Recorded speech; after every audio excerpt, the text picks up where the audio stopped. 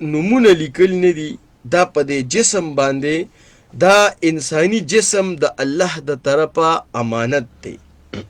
او دا د هغه د قدرت کامله یو عظیم مظهر دی.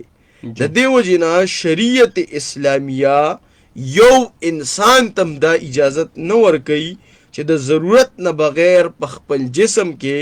منچاهه تصرفات او تبدیلی. لہذا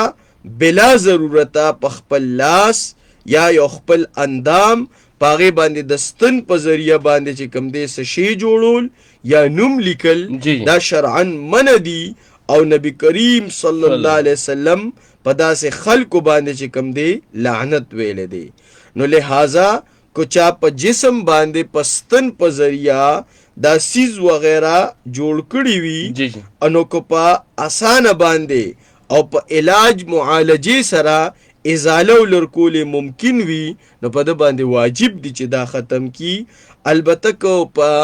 آسان ازاله ممکن نی بلکې جسم تا وجود تا نقصان وغیرہ رسی نو توبه او استغفار دې په دې باندې الله ته کوي. نو دا نه دي پکار اسې به